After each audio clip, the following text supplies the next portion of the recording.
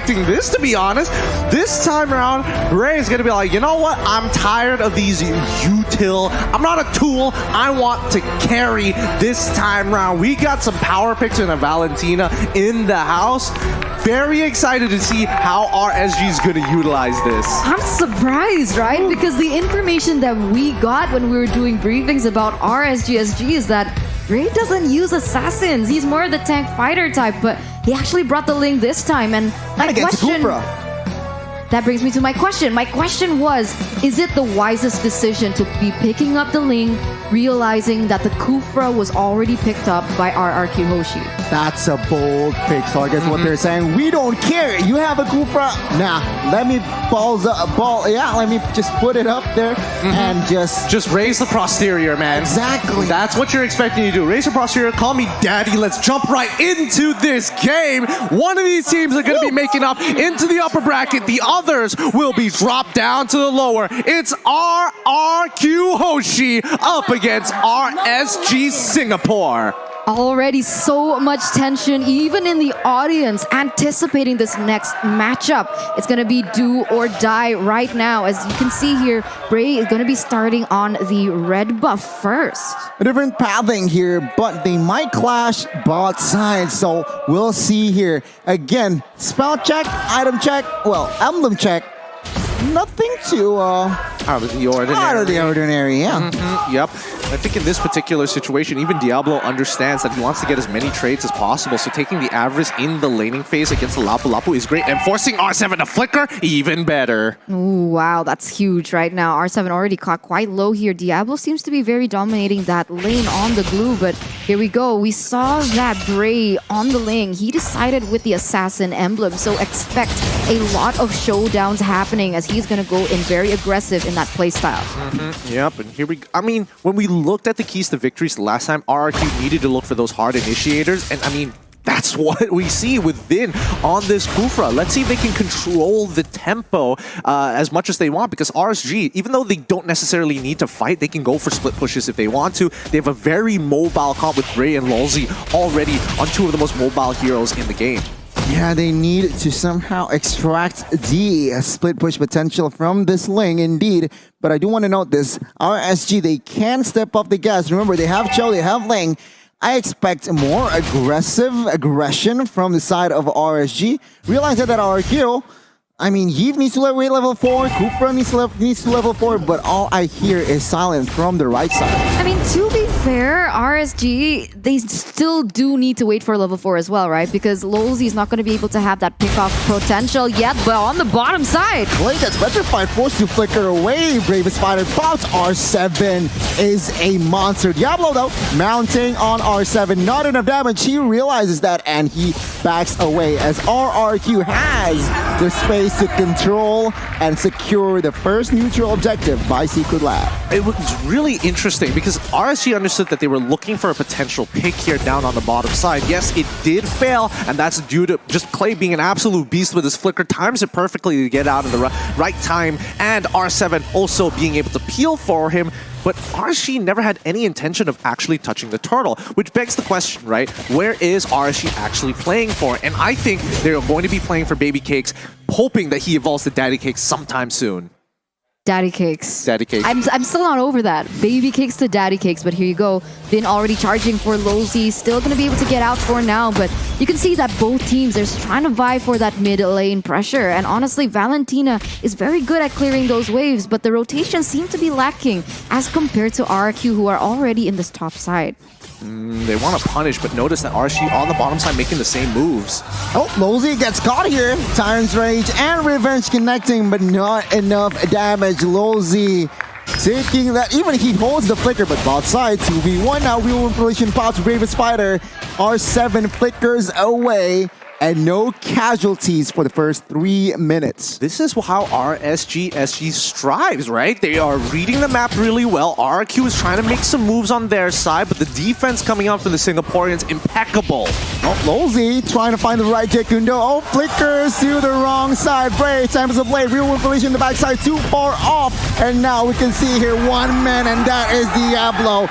Gets taken down in the hands of Carry. I agree with you. Like, everything that's been happening right now up until this point, it's so low kill. Everyone is just trying to play that macro game, and it seems like both of them are trying to read out one another. It seems apparent that in this 4th minute, RRQ leading with 1 kill, but for the most part, it doesn't really matter, as now RSGSG, they're already looking and vying to get to that next neutral objective, which is this turtle, and this is when the clash comes to fruition. And you can tell that RSGSG actually want to contest for this. They're posturing themselves ready to collapse on RRQ, looking for their rotations and cutting them halfway through. 5 men already in that vicinity. Lozy opening. Oh, Flicker! Jakundo connecting onto his Clay. And we can see here the damage trying to find end. Baby Case Flickers Plaza defense as well. Real One Privilege Vin, the one to fall first. But in the backside, it is actually going to be Lozy. Finds also gets taken down as Bray is in a bad situation. A 2 main damage dealer as Skylar finds the triple. That's not good. That's not good. You don't want to be putting gold onto Skylar, who is on the hero like Carry, who can snowball into that later stage of the game. For the moment, RRQ Hoshi, they had the better trade. 3 members taken down. They got the objective as well. And now they're going to go for a turret in this top side. And we got to check out exactly what happened, because here is the instant replay by TikTok. Yeah, and keep your eyes on Albert right now. Yes, it was a very good move right at the very beginning, but then Albert caught and immediately taunted the lane, causing the double kill to occur. They are still peeling heavily for Skylar, and they are revolving around his playstyle. For now, Clay, he's just trying to scale up. He's trying to get as much gold as possible. He's not expected to get kills, but the utility of his ult that he brings to the table is just far more valuable. So let's quickly look at the items. And yeah, we don't see a defensive build coming out from Clay. Immediately, Ice Queen's Wand. Right now, we can see the disparity of gold in the gold laners as well. 4,900 with an example of 3,900. So right now, Carry is how many items above the Beatrix? To be fair, Beatrix is trying to build a more expensive item. And yes, Corrosive Scythe is a little bit cheaper. Not to mention that he already has the Swift Boots. There we go. Bladed Despair. I would have wished that Baby Cakes was able to finish one item rather than try to greed out to get the second one's components ready, up and ready. But hey, that's just me. Oh, Lozy, questionable target there. Still able to back off RRQ. Good setup though. As take a look at Skylar. You have 6 minutes in. 4 kills already. But I haven't seen Vin really get his ultimate on the right person just yet. I feel like every time they go for an engage, he hasn't been able to maximize the potential that he actually has. I think he understands that he doesn't have to, right? Because if he engages and fails, that puts his team at a bigger risk of giving free gold over to RSG, and that's not what they want. They want to slowly build up the lead. They have a 2.6, and now it's just small cuts upon small cuts. Oh, where Dragon Vin gets taken down. Take a look, Lozy there, taking a lot of heat as Clay finds the kill. And now Roy's in trouble. Skylar finding the kill as well, but Bray finds compensation, takes 1 down. And now Diablo using the split against Skylar. He mounts him. Can he make something? Baby Cakes shut down. And there you go. Baby Cakes though will be traded back by R7. It's scrappy. It's everything. And this is RRQ. Okay, honestly, I have to say, R7 should live this, but I have to say, Baby Cakes cannot be missing those shots on a stunned target, man. He was predicting the movement. He should have just shot as soon as the stun connected. Seeing now the turtle here, RSG, trying to grab space. Oh, Vin gets caught. We'll see. That Bray patiently waiting for the execution as now Diablo in the backside. But take a look at the backside here. R7 gets caught. Skylar though finds Diablo, traded back, and now it's going to be an all-out war. Lozy down, and we can see Albert claiming the neutral objective, but Bray will find Skylar in the process. 3-4-2, but RSG lost the turtle. Yeah, they lost the turtle. It's really unfortunate. Albert, as of right now, is still at the exact same level as Ray, so it should have been a very clean 50-50. Let's see how much more punishment they can actually put. They don't actually get the mid-tier 1. That's unfortunate. Wait, now actually Baby Cakes is going to whittle it down. So regardless, even though there is going to be more gold and EXP on the side of RRQ4 now, RSG's punishment after the turtle is going to be a big swing. That 2K lead now absolutely gone. Yeah, ping pong match all across the board here between RRQ as well as RSG, as even though Bray is on that emblem, he is still going to be able to get a neutral objective take as well as a tower in that top side. So slowly but surely, they are advancing according to their keys to victory, where it's said that they were supposed to focus more on these objectives, and that's exactly what they're doing. I like it. It's a balanced game here. RRQ, we're in the lead. We're 2,000 ahead. RSG, though, with the earlier trade, managed to equalize. Now, concealed play. Will they find someone? Oh, it's Kundo, and there you go. Albert is the target. We'll see, though. Reinforcements come. This is the right question. Albert gets taken down, though. Will there be any trades? And take a look at R7 on the backside. We can have it. Clay goes down, and R7 with the Bravest Rider will not be able to find anyone else as RSG gets traded back 2 for 2. It's funny because it seems like RSG is playing into what RRQ want, which is team fight, as they are losing members on the board. But look at Bray right now. He wasn't involved in that team fight. He was more focused on splitting the map. He was more focused on getting those towers to the top side. And he's getting way more value in the fact that they have way more map pressure than RRQ. Yeah, and that's the thing. RSG is just, I mean, just the region of Singapore is really efficient at maximizing gold and opportunities. They do not miss a beat. But RRQ, it doesn't mean they're completely out of this. Look at the lead that R7 has over Diablo. A 2-level lead. He is the difference maker in jumping into that back line and threatening Baby Cakes. Now we'll see though. Vin catching one. Lozi gets taken down. Wheel manipulation. 2 of them pops out. I'll take a look. That huge Baby Cakes down. Lord, who gets it is Albert.